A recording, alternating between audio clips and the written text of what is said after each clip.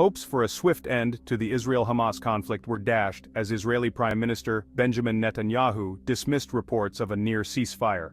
Netanyahu labeled the prospect of an imminent agreement a false narrative. He accused Hamas of exploiting negotiations to regroup. This rebuttal came after a senior Biden administration official revealed a ceasefire framework was 90% agreed upon. However, the execution of 6 hostages by Hamas dealt a significant blow to negotiations. Netanyahu's contradiction of the U.S. assessment has strained diplomatic efforts. The release of Palestinian prisoners in exchange for hostages and the redeployment of Israeli forces within Gaza remain key issues. Netanyahu insists on retaining an Israeli military presence in the Philadelphia corridor. This border area is crucial in his conditions for any ceasefire agreement. Despite international pressure and domestic protests, Netanyahu remains resolute. Netanyahu's demand for control over the Philadelphia corridor has emerged as a major obstacle to a ceasefire. He argues that a sustained Israeli military presence is crucial. This presence, he contends, is vital to preventing Hamas from smuggling weapons. Critics view it as an impediment to peace. The U.S. official revealed that the proposed ceasefire did not mention the corridor. The initial framework included a withdrawal of Israeli troops from Gaza. However, a point of contention arose regarding the corridor's classification. A lack of concrete agreement perpetuates the impasse. The recent execution of hostages by Hamas has further complicated the issue. This tragic event has complicated the already fraught issue of prisoner exchange. The brutal execution of 6 hostages by Hamas has cast a long shadow over the already fragile peace process. This horrific act has intensified the grief and anguish of the families involved. It has also sparked widespread protests across Israel where citizens demand a swift resolution to the conflict and the safe return of all remaining hostages. Beyond the immediate human cost, the killings have also profoundly altered the dynamics of the negotiations. The U.S. official admitted that the incident has colored the discussions. It has raised serious doubts about Hamas's commitment to a peaceful settlement. The reduced number of hostages further complicates the prisoner exchange, a crucial element of the proposed ceasefire. Some Israeli government members now openly oppose any form of negotiation with Hamas. Israeli Foreign Minister Israel Katz stated that the killings were a clear demonstration of Hamas's lack of interest in a peaceful resolution. The international community, spearheaded by the United States, is actively engaged in mediating between Israel and Hamas. There is a collective push for a swift end to the bloodshed. The U.S. has been working in concert with Qatar and Egypt to broker a deal. This deal aims to ensure the release of hostages and bring an end to the months-long violence that has gripped the region. However, recent developments have complicated these efforts.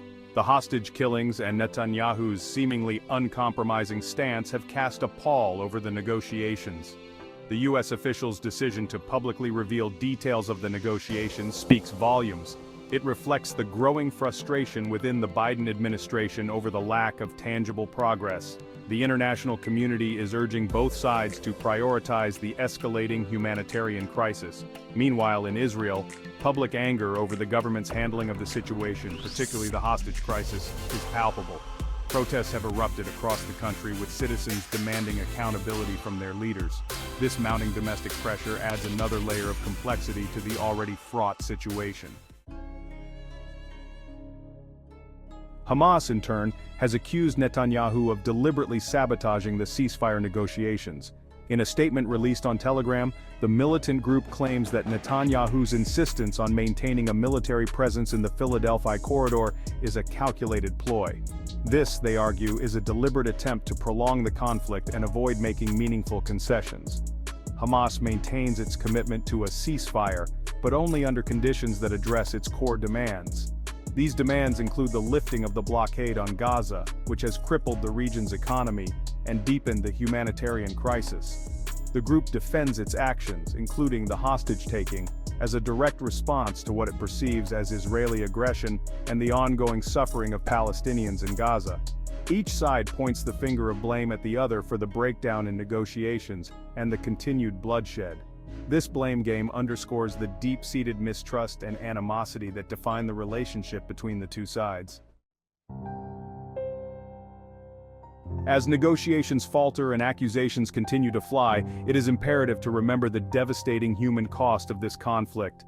The relentless violence has resulted in a staggering loss of life. Thousands have been killed or injured, the majority of them Palestinian civilians trapped in Gaza. The humanitarian situation in Gaza has reached a critical point. Essential supplies are dwindling, and access to healthcare has been severely hampered.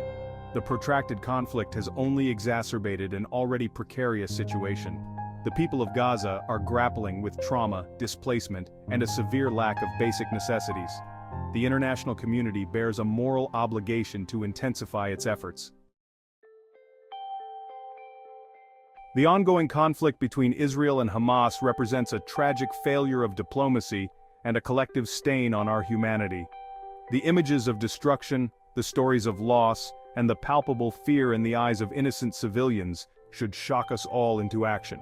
We cannot allow ourselves to become desensitized to the suffering.